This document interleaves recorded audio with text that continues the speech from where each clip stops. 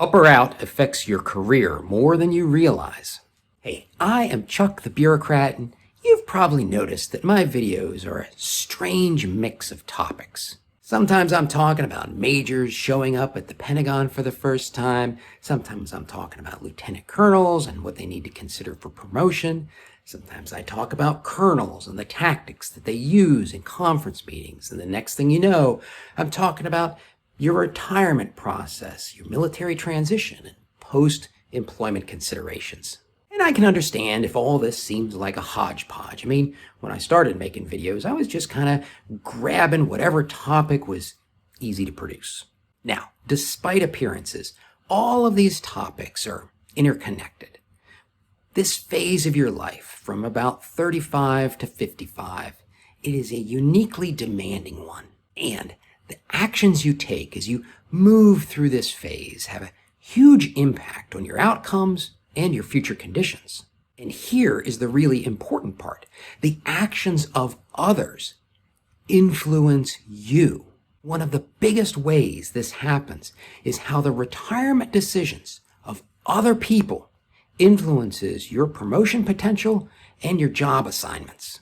I mean, when I was a young lieutenant, I had this vague idea of what Human Resources Command was doing, right? I mean, they got a list of all the brand new lieutenants and they got a list of all the vacancies and they're just matching them up.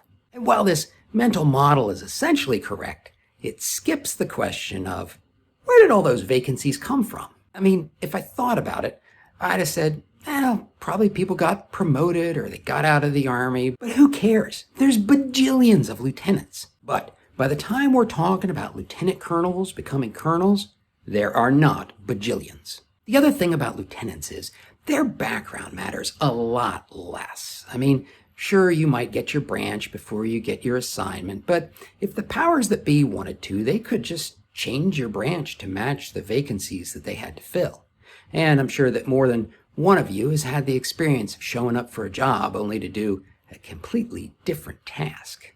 But when you start thinking about the lieutenant colonel to colonel assignment problem, background matters. Sure, you could assign a former military police commander as an aviation policy advisor, but you'd really try to avoid it if you could.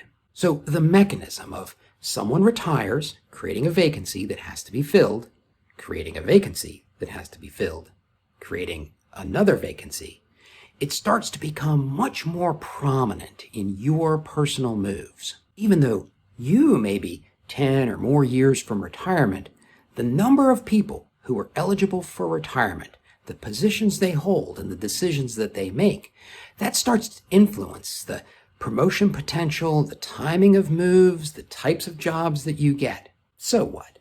Well, these next years are going to define your career. The organization is going to shift from trying to shape you to meet their needs to trying to use your existing skills as best they can. Military people who are senior to you are going to shape the conditions you face because of the decisions they make about their personal career. Tuning into these forces helps you visualize and navigate the road ahead to get the best outcome you can. And now, if you want to see how to get control of your promotion to colonel, take a look at this video.